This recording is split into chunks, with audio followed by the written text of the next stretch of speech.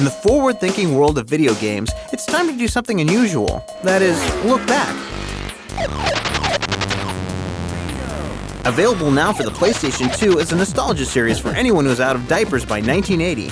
Midway Arcade Treasures, a compilation of 20 of the best arcade games. Producing and working with these games really brought back some memories from when I was in high school. You know, I would walk home, stop at the pizza parlor, I'd grab a soda, grab some change, and spend, half hour, an hour playing these games. Sound familiar? Defender, Joust, and Gauntlet are just a few of the classic quarter crunchers that you can relive with this game.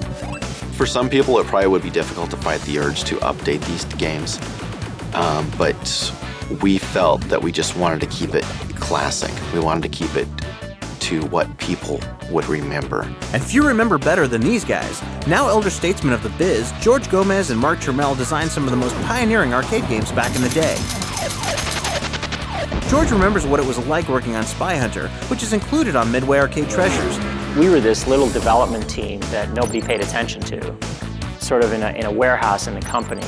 Like, it was just a bunch of guys with a passion for games that had talked the company into letting us try to work on games. Let's go!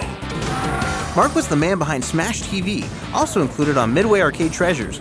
I knew Smash TV was going to be a classic game probably 2 weeks after I started the game. Most features of the industry have changed, but the raw thrill of launching a new game existed then as it does now. Put some great graphics up front, do really nice big explosions, sound effects, and hook the player early. When you'd walk in, you would hear big money, big prizes, bingo! Bingo! So it was definitely an attention grabber. An attention grabber that sucked you in, one quarter at a time. My payoff was always going into the arcade and seeing kids, pumping money into the machine, enjoying it, looking around, laughing, smiling. Designing for the arcade was different than it is for home play. The arcades were inherently social. When a cool game was in an arcade, it had a crowd around it.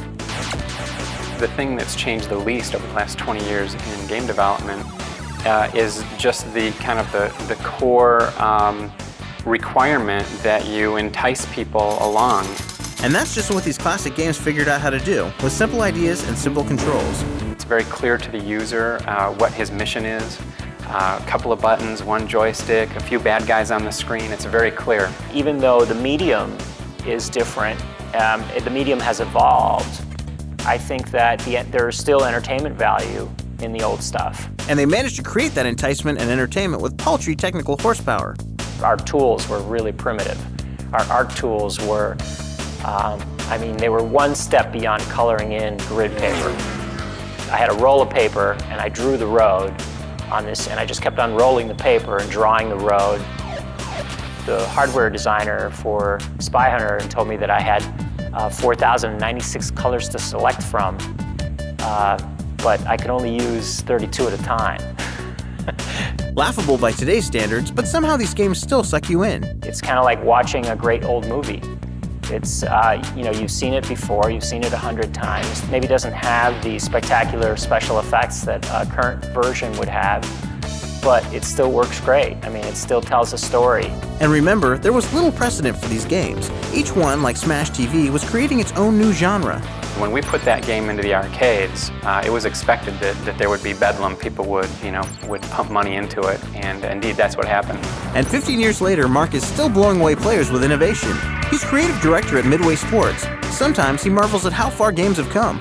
Back in '88, '89, that's really when we first began to digitize images, digitizing textures for walls, faces. And so that was really kind of groundbreaking at the time.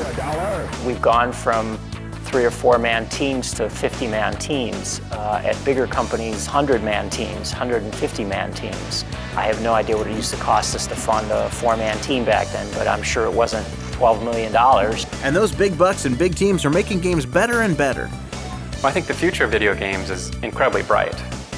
It's a very exciting time now because the technology, again, is about to quadruple over the previous generation. I think the future of video games is going to be games that basically allow you to have this interactive experience with a movie, which is what we've been trying to do since day one.